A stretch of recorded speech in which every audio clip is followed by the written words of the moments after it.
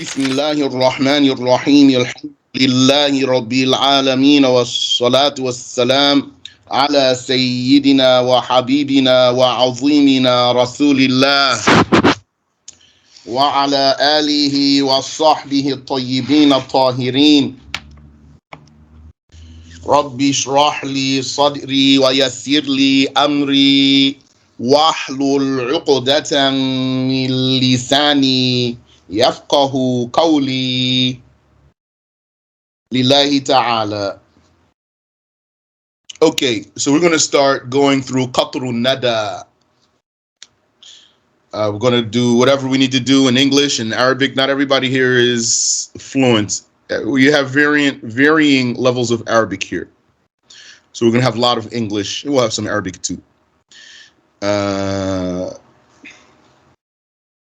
QaTrun-Nadaa is by Ibn Hisham. The author of QaTrun-Nadaa, his name is Ibn Hisham.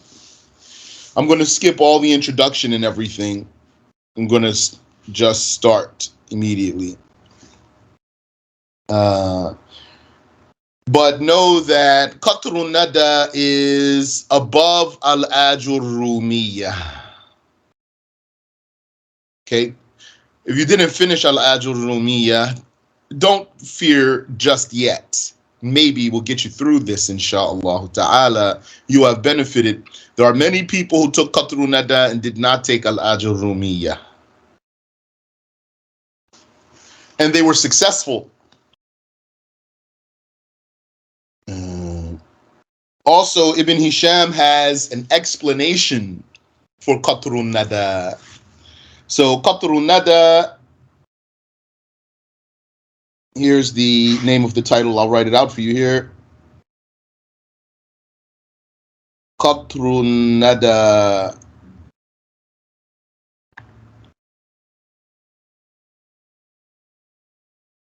QaTrun-Nadaa.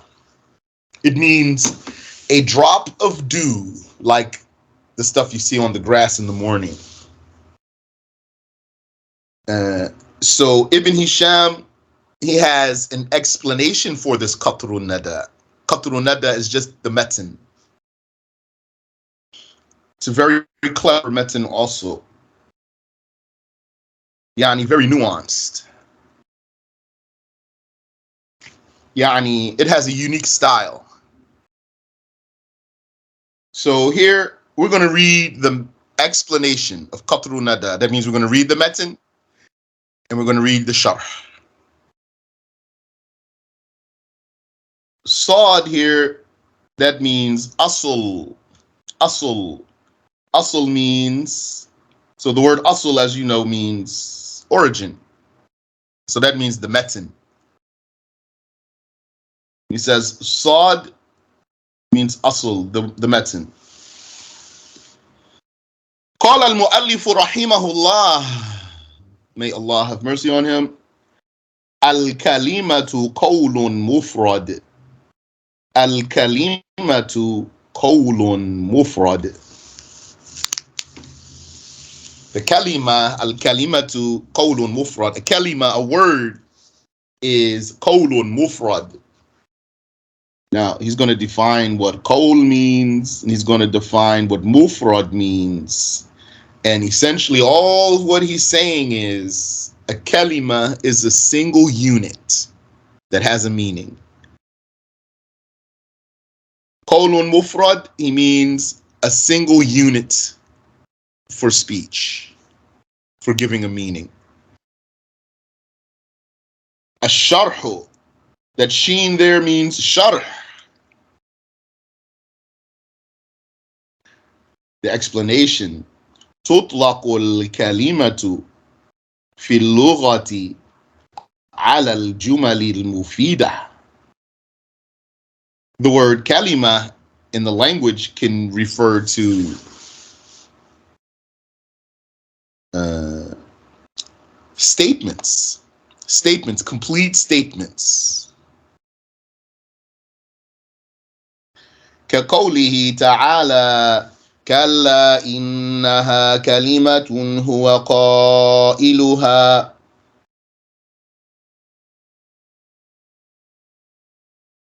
إشارة إلى قوله رب ارجعون لعلي أعمل صالحا فيما تركت. So this saying of Allah is an example of what Ibn Hisham is saying. Allah tells us here, take the second statement first. What the kafir says. Kafir says, Rabbi irji'un. Oh my Lord, send me back to the dunya. لعلي أعمل صالحا فيما تركت. So that I can do some good deed that I have abandoned, that I neglected. So what did Allah say about this? All of this. كلا إنها كلمة هو قائلها. That's nothing but a kalima that he says. All of that is a kalima. So that's the linguistic meaning of kalima. One linguistic meaning of kalima. Beneficial statements works in English too. You say, I want to have a word with you, means talk with you. وفي الاصطلاح على القول المفرد, but in the terminology, the istilah,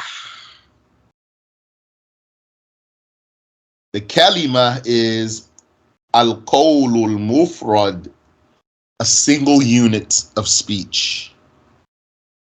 A single unit for meaning. A single unit for meaning. وَالْمُرَادُ بِالْقَوْلِ اللَّفْظُ الدَّالُ عَلَى مَعْنَى. What's meant by qawl, a saying, is a lafz, a pronunciation. الدَّالُ عَلى مَعْنَى, pronunciation that indicates a meaning. A qawl is a pronunciation that indicates a meaning. كَرَجُلٍ وَفَرَسٍ, like rajul, man, and faras, horse. That's a qawl.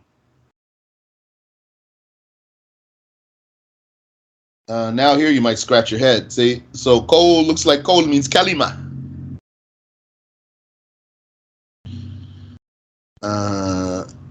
So no, qawl doesn't mean kalima. There's a difference between a qawl and a kalima. So he wants to explain all of that now. What Ibn Hisham is discussing right now about the meaning of kalima and qawl and kalam and lafz. This is how the books of Nahu usually start, or at least the intermediate ones. Even Al-Ajur-Rumiyya started there, but of course on a much smaller level. How does Al-Ajur-Rumiyya start? Al-Kalamu huwa al-lafzu al-murakkabu al-mufidu bil-wada'.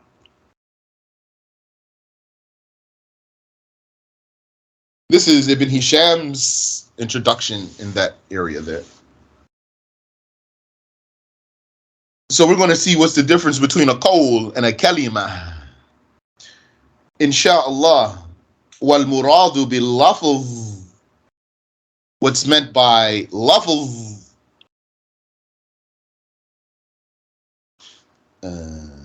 pronunciation, الصوت المشتمل على بعض الحروف. It's a sound that depends on letters. A sound that depends on letters. I saw in a book of Suyuti, he said something very meticulous. He said the lafz is a sound that relies on an articulating spot from the mouth. A sound that relies on an articulating spot from the mouth. Lafz. But what he says here is what they usually say. Lafz is a sound that depends on letters. And that's easier. That's easy to understand.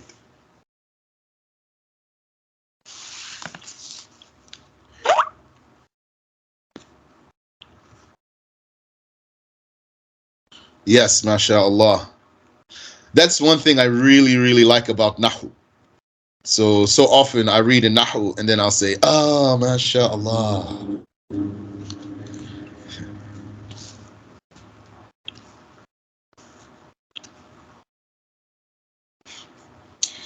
سواء دل على معنى كزيد أو لم يدل كديز. So it's going to be a lafz whether it indicates a meaning or not. Indicating a meaning is like Zaid, that's a man's name, or not indicating a meaning like Days, Maqluba Zaid, that's the reverse of Zaid. Days. وقد تبين أن كل قول لفظ ولا ينعكس. It has become clear that every qawl is a lafz, but the opposite is not true. ولا ينعكس. It doesn't reverse. To say every lafz is a qawl. No. Every qawl is a lafz. A qawl has a meaning, and that meaning is achieved by pronouncing letters. So that's a lafz. But not every lafz is a qawl, because you can pronounce letters or you can make sounds come from articulating spots without producing a meaning. وَالْمُرَادُ بِالْمُفْرَد, and what's meant by mufrod. So you know mufrod comes from the letters fa, ra, dal. Fard, singular.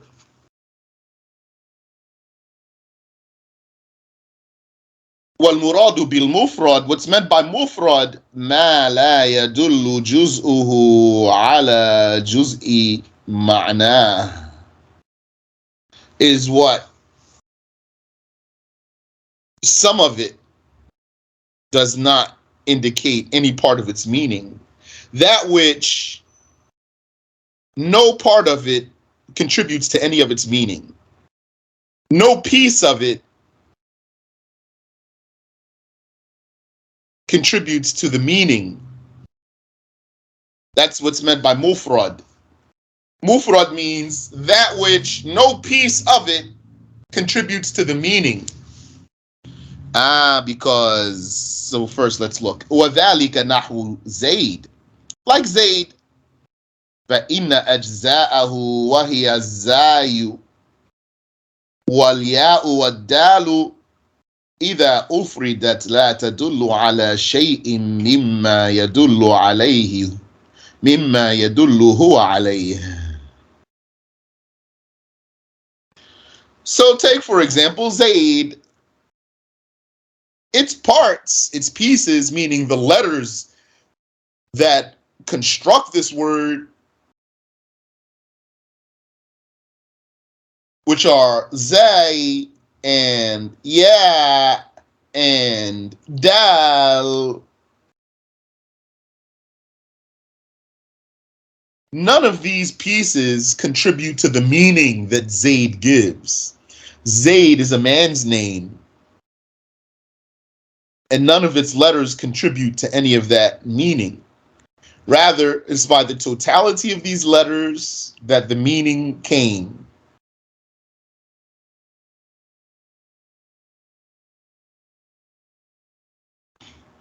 بخلاف قولك غلام زيد. بخلاف قولك غلام زيد.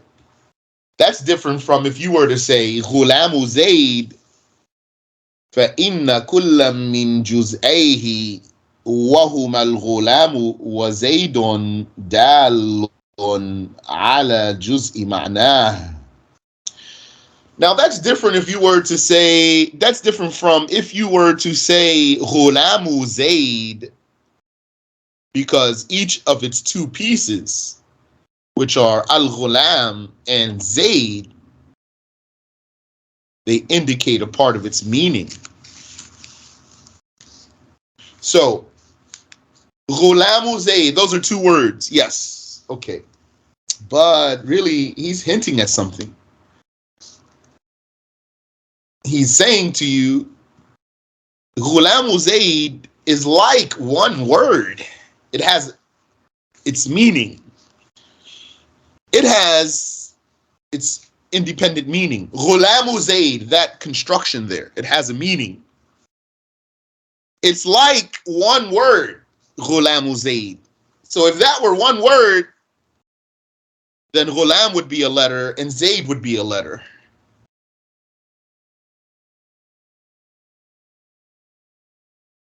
But it's not one word, really. It's like one word. That's two words. Two words, each word is contributing to the meaning. Each piece is contributing to that meaning. So this is not called Mufrod. فهذا يسمى مركبا لا مفردا. So this is called compound or composed. It's not Mufrod, but I think compound works here better. Composed, we might want to reserve the word composed for making sentences. You're dealing with words, you're going to spell words by letters. And then when you have different types of words, sometimes you have, and of course I'm using English here, compound words. Compound noun. So in English you have compounds. In Arabic you have what might be called compound also. Here, غلام زيد فهذا يسمى مركبا. This is compound. لا مفردا. It's not singular.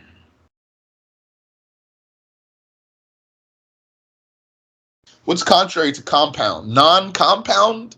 I don't know. If somebody would, at your leisure, maybe find that. If it's not compound, what is it? Non-compound in English, what do you call that? فإن قلت, Ibn Hisham, he speaks to you here in his book. So he's talking to you. فإن قلت لما لا اشتريت في الكلمة الوضع. If you were to say to me, Ibn Hisham, why didn't you make wada a condition for the kalima? كما اشترط من قال الكلمة لفظ وضع لمعنى مفرد. Like those who said a kalima, a word, is a lafz, a pronunciation, wudi'a, put forth, lima'nan mufrad, for a single meaning. A word is an expression put forth for a single meaning. So wada, you want to call that put forth. If you were to say, so now he's talking to you, maybe you're someone who took Al-Ajurumiyya or another book before this one. Didn't he say, Al-Kalamu huwa al-lafzu al-murakkabu al-mufidu bil-wada'? Yes, even if we look through all of what Ibn Hisham said so far, all those, what you call buzzwords, they appeared already. Those buzzwords in the matan of Al-Ajurumiyya, Al-Kalamu huwa al-lafz, we said lafz. Al-Murakkab, we said murakkab. Murakkab. Al-Mufid, we said the word Mufid. Here, Jumal Mufida. Bil-Wada' now, so Ibn Hisham saying, so perhaps you're wondering why I didn't use Wada'.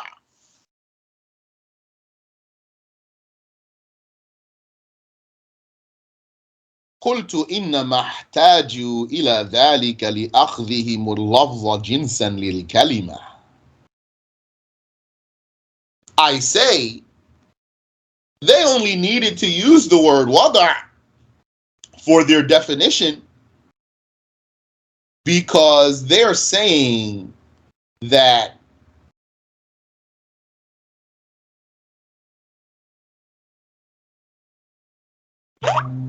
a lafz is a type of word.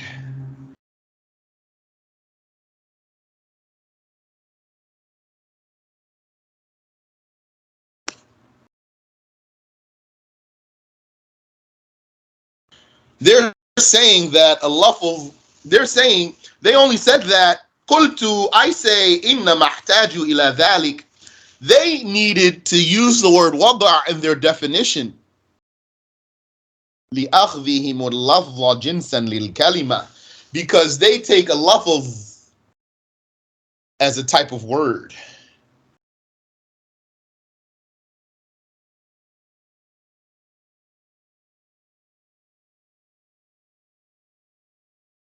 واللفظ ينقسم إلى موضوع ومهمل.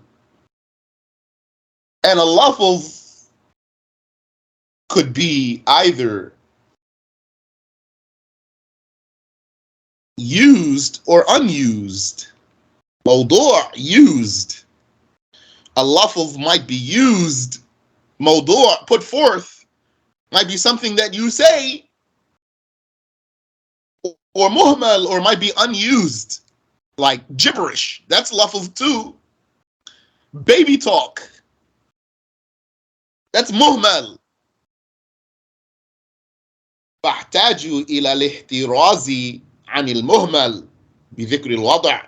So since they defined it this way, since they defined it this way, they needed to use the word wada' to differentiate the used one from the unused one. ولما أخذت القول جنسا للكلمة وهو خاص بالموضوع أغناني ذلك عن اشتراط الوضع. But he's saying, since I'm saying that a kalima is a qawl, not a lafz, since I'm saying that a kalima is a qawl, I'm not saying a kalima is a lafz, then that in itself freed me from having to use wada' as a parameter for the definition. Because a qawl would only be used, he said, وَهُوَ خَاصٌ بِالْمَوْضُوعِ. It wouldn't be a qawl unless it's used. If it's not used, it will just be gibberish, for example. He's saying those guys, they said two things. I said both of those two things in one statement. Alhamdulillah. So here, when I first was learning QaTrun-Nadaa, this statement of Ibn Hisham didn't resonate with me. I mean, it was clear, but it didn't stand out to me.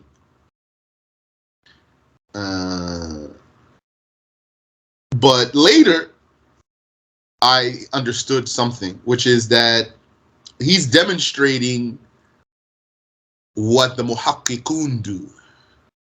This is why, one of the reasons why Ibn Hisham is a muhaqqiq, because he's just fine-tuning all of what he's saying so much that he, like the muhaqqiqun do.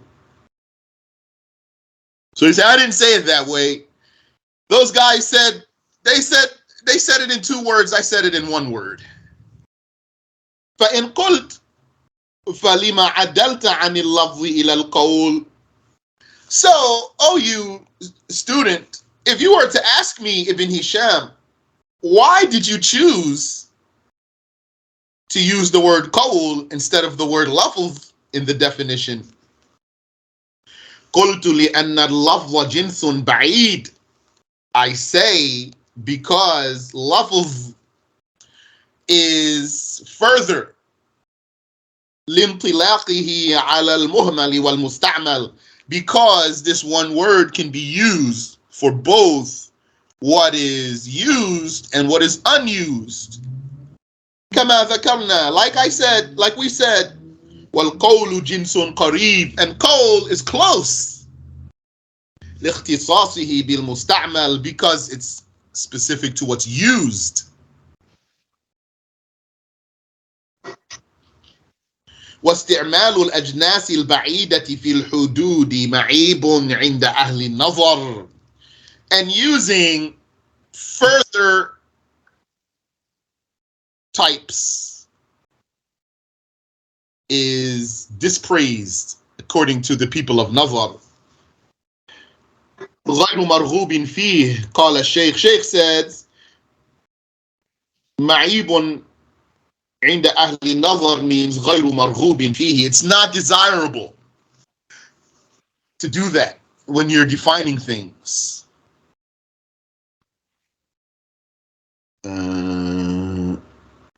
When he says here Ahlul Nazar, I haven't learned a definition, or I haven't heard a statement. What does that mean?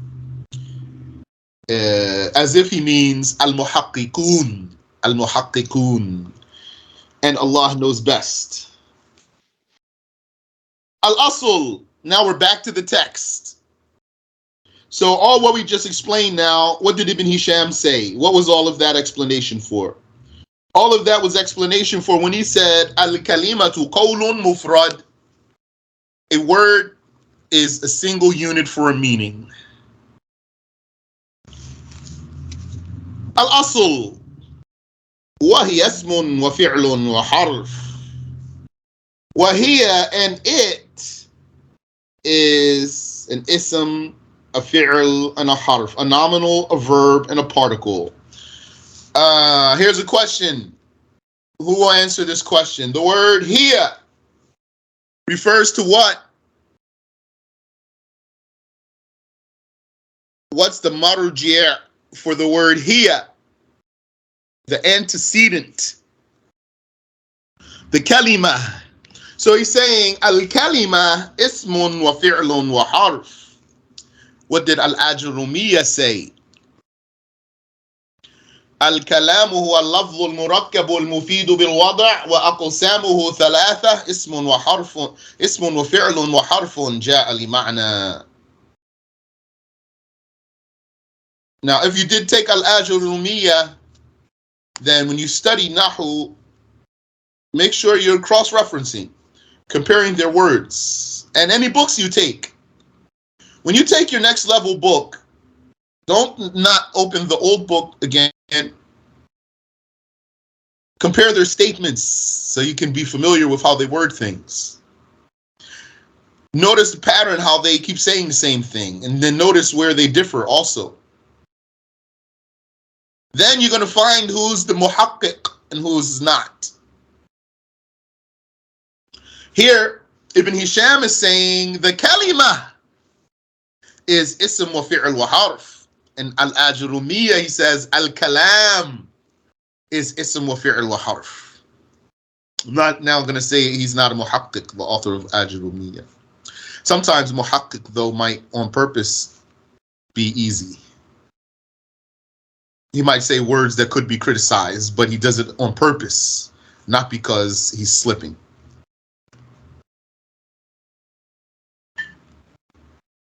Or lacking. Let's see what Ibn Hisham has.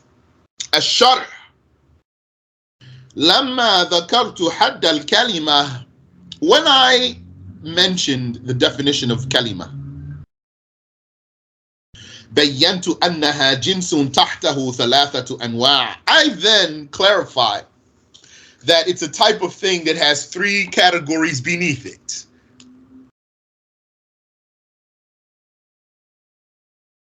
Al-ismu wal-fi'lu wal-harf. The nominal, the verb, and the particle. Also, in Al-Ajurumiyya, he says, harfun ja'a li ma'na. So in many books, or most of them, they don't add ja alimana. They just say harf, like what's here.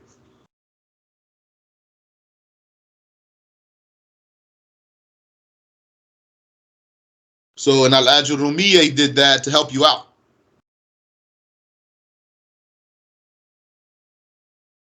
والدليل على انحصار أنواعها في هذه الثلاثة الاستقراء. The evidence that words are limited to these three is research.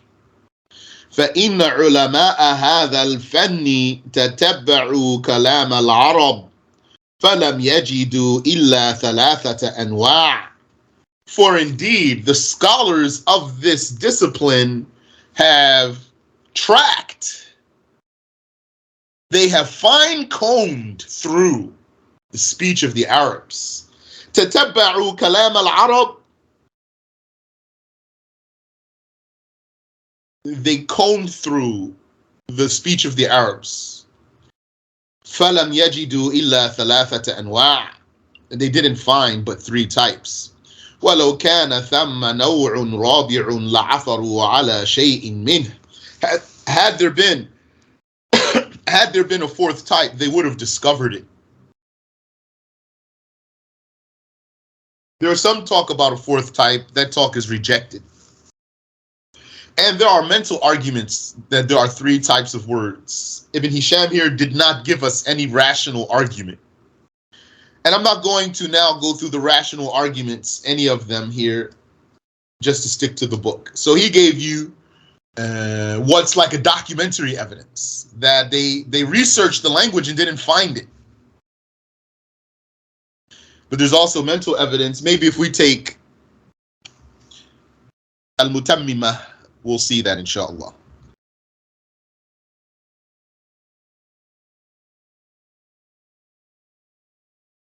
But when he says here, had there been a fourth type, they would have found it. That's why I translated tatabbaru as they combed through it.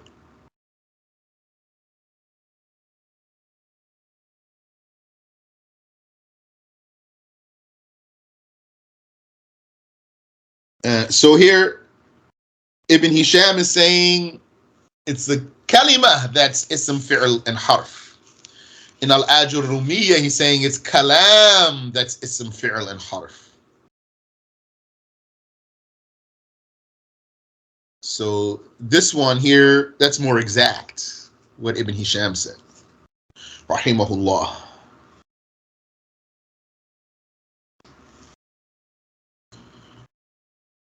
Asl, origin. فأما الاسم فيعرف بأل كالرجل وبالتنوين كرجل وبالحديث عنه كتاء ضربت. Concerning the nominal, it is known by al, like al-rajul, the rajul, وبالتنوين, and by nooning the word, nooning, tanween, giving a noon. Some people say noonation. Maybe that's what all of them say.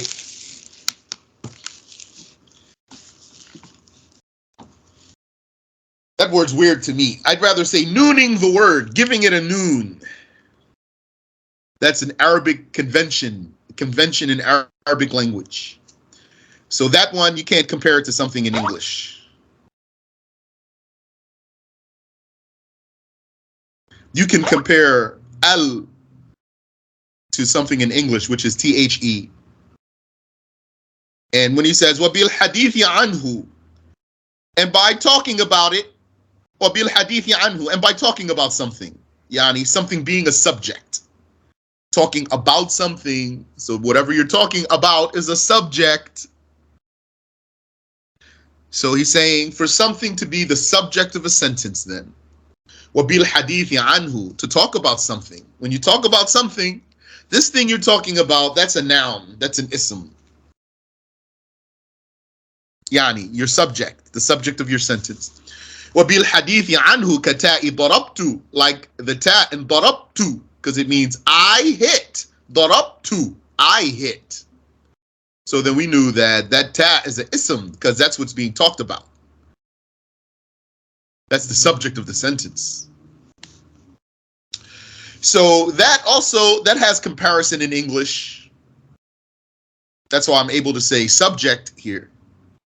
So al has a comparison, and having a subject that has a comparison, but tanween doesn't. So that's an Arabic language convention. وبالتنوين كرجل الشرح explanation. لما بينت من حصرت فيه أنواع الكلمة الثلاثة, when after I clarified, when it was that I clarified the limitation of word divisions into three, when it was that I clarified the limit, al-inhisar, when it was that I clarified the limit of the types of words, which is three, شرعت في بيان ما يتميز به كل واحد منها عن قسميه. Then I commenced to clarifying that by which each type is distinguished from its counterpart. Al-Qasim here, Qasim. The Qasim is the thing that has something that shares with it in a broader sense. It's different from that other one, but in a broader sense, they are together. So the ism, its qasim is the fi'l, and also the harf has two qasims. The ism has two qasims. So a thing could have a qasim or more than one qasim.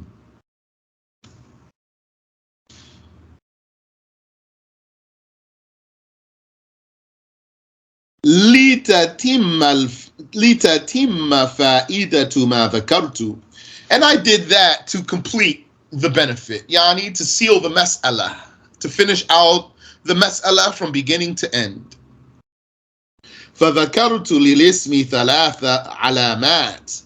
I thus mentioned for the nominal three signs out of many signs. So he is here with his precision also summarizing. So if he wanted to, he could just be giving us overload of information. So he says, I gave you three signs. Alamatan min awwalihi, a sign from the beginning, from the front of the word. Wahiya al-alif wal-lam. Here he called it al-alif wal-lam. That's the sharh. In his explanation, he called it al-alif wal-lam. In the very metin, though, he called it al. So here we found Ibn Hisham used both of those. You're already aware that this particle has several names. So some called it al, and some called it al-alif wal-lam. Like al-faras and al-ghulam. There was something Ibn Hisham did. Remind me. I don't want to break our flow now. If I forget, remind me. وَعَلَامَةً مِنْ آخِرِهِ, and a sign from its end.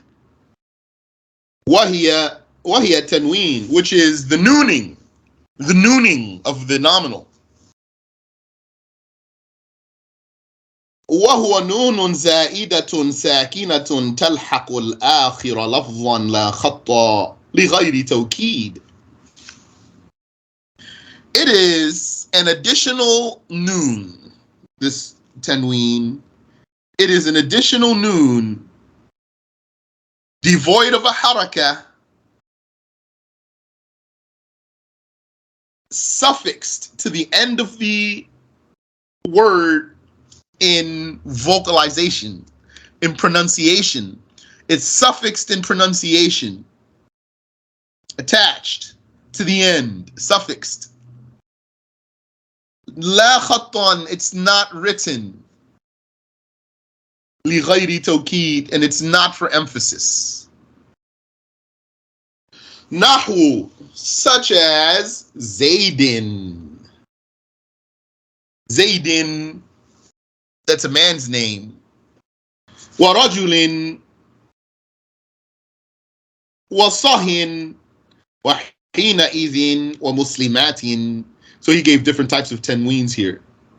But now I'm not going to stop to explain what's the difference between these tanweens. فهذه وما أشبهها أسماء. So all of these and whatever's like them are nominals. Like sah here, this word sah has the meaning of a verb. Uskut, be quiet, be silent, maybe shut up. Sah.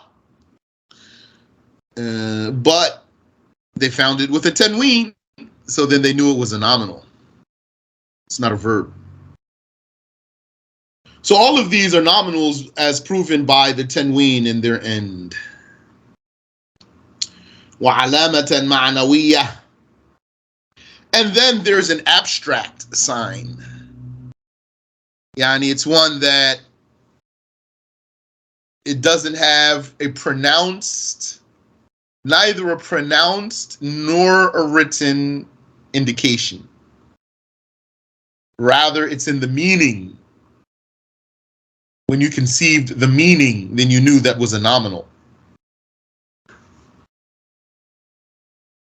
وهي الحديث عنه, which is for something to be spoken about. كقام زيد, like قام زيد, Zayd stood. فزيد اسم لأنك حدثت عنه بالقيام. So Zayd is a nominal because you told about him that he's standing.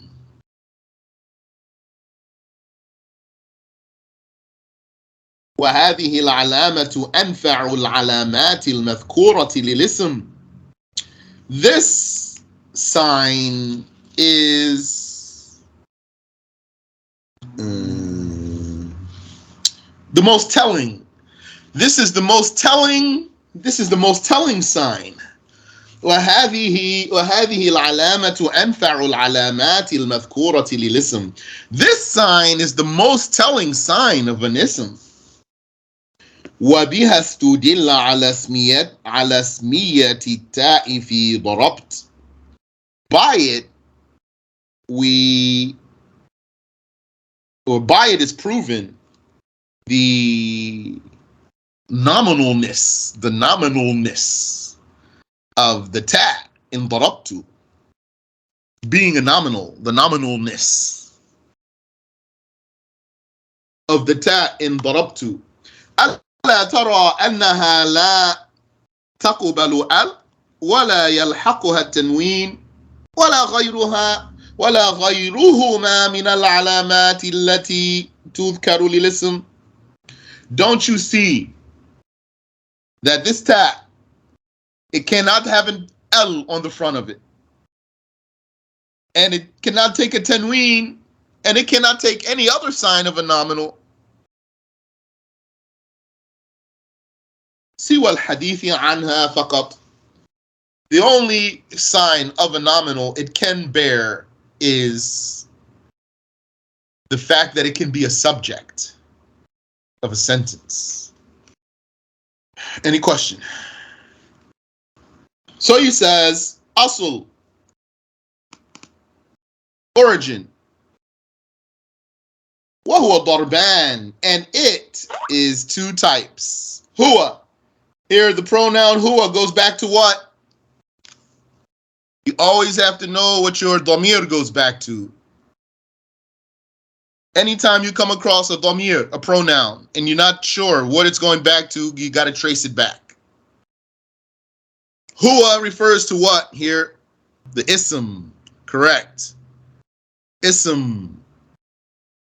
The ism is darban. Yes. وهو ضربان معرب وهو ما يتغير آخره بسبب العوامل الداخلة عليه. معرب, what is subject to i'rab, what is subject to varying inflections on the end. وَهُوَ مَا يَتَغَيَّرُ آخِرُهُ, and it is that which its ending changes. بِسَبَبِ الْعَوَامِلِ الدَّاخِلَةِ عَلَيْهِ, because of the agents that come upon it.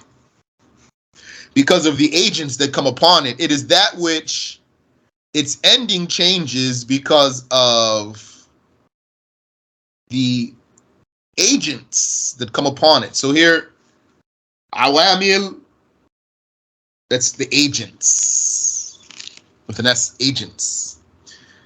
So an amila, awamil is plural of amila, with the marbuta, amila. Awamil, plural of amila. So whether we say amila or we say amil, that's going to be an agent, a worker. So those are agents, because you call sunglasses and black suits. These agents come upon the word and make its ending change. But don't think that when he says ad-dakhilati alayh, ad-dakhilati alayh, they come upon the word, don't think he means in front of the word. If you teach someone and you say, because of what comes in front of the word, maybe you're doing that to keep it simple. Then you're going to keep in mind that you're going to have to eventually take that back.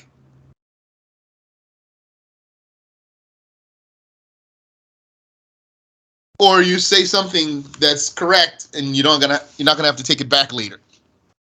They come upon the word or they influence the word. يعني الداخلة عليه العوامل الداخلة عليه means the agents that influence the word. Whether they came before the word or after the word. Sometimes it has to come before. Sometimes it can come after. Sometimes there can be words in between. Sometimes there cannot be any words in between. They have to be in direct contact with each other. And sometimes a word can influence another word while omitted. Sometimes a word can influence, or sometimes a word can be influenced by an omitted word or an implied word. So all those are some scenarios. You're not necessarily going to mention them, or you might if it helps. I'm thinking what I'm saying now helps. That's why I'm saying these details here. What is that, these words? Yes, you can say governing words. Al-awamil are the governing words. The agents are the governing words, the words that influence other words. These words that influence other words, sometimes they come before or sometimes they come after. Sometimes they can only come before, and sometimes they can only come after. Sometimes they have to be in direct contact with the word. Sometimes there can be words in between them. And sometimes a word can even be influenced by something implied.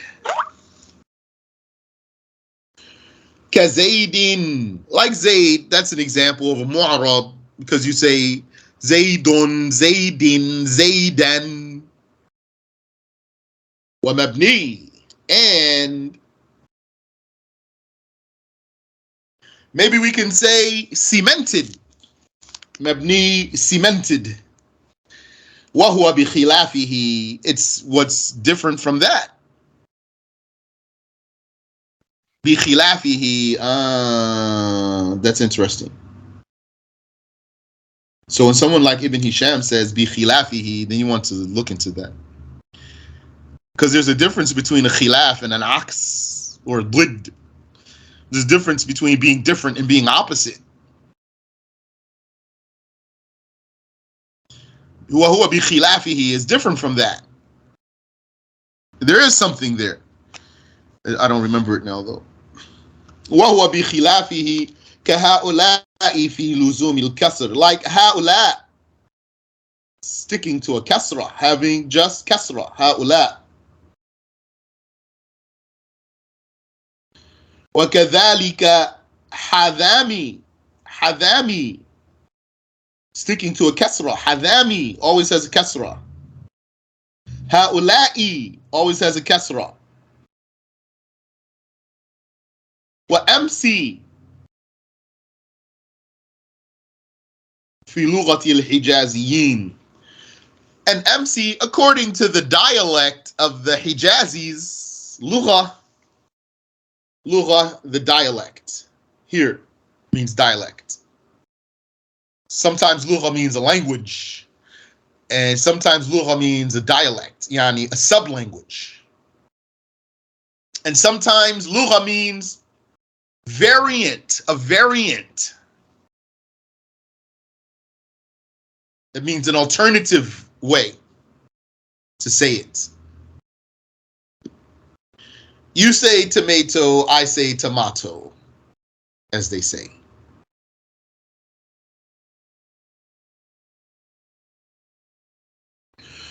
وكأحد عشر وأخواته في لزوم الفتح. And like أحد عشر and its sisters, those compound numbers in the teens, those compound teen numbers, sticking to a fatha. So he said ka, he didn't say ka ahadi, because that fatha stays there. That's mabni, cemented. وكأحد عشر وأخواته في لزوم الفتح, in sticking to a fatha. وكقبل وبعد وأخواتهما في لزوم الضم. And like qablu and ba'du and their sisters, which are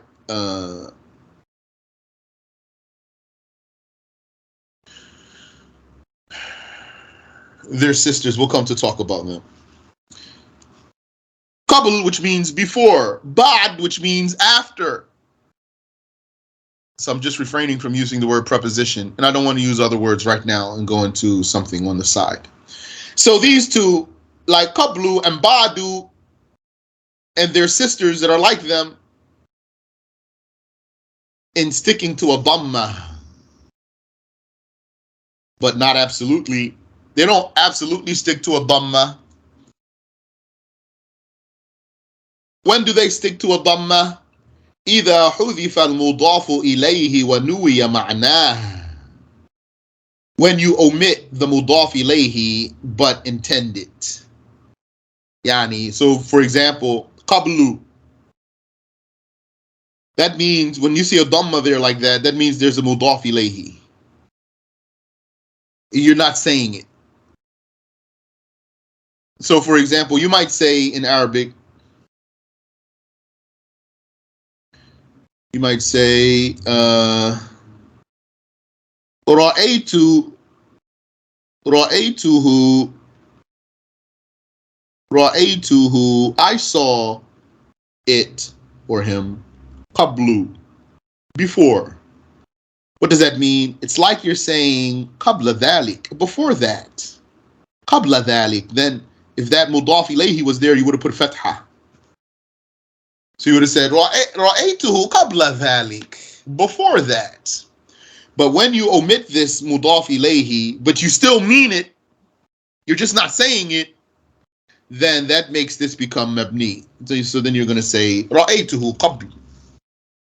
وكمن وكم في لزوم السكون, and like men, and kam in sticking to a sukun. وهو أصل البناء, and having a sukun is the origin of a cemented word. That's the original case of a cemented word, a cemented nominal. It's going to be built or structured with a sukun. That's because bina is the opposite of i'rab. I'rab is basically meaning here shiftable. Bina means not shiftable, unmoving, unchanging. So what's the origin for i'rab? Isn't it that you're going to have a dhamma or fatha or kasra? That's the origin of i'rab.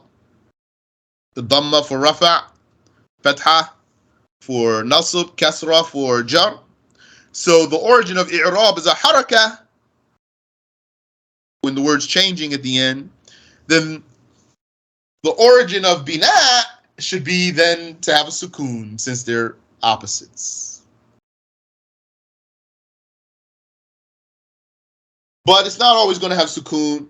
Sometimes it's going to have something else, like the author showed us. Wallahu a'lam. Then we'll stop there, inshallah. Wow. That QaTrun-Nadaa is something else.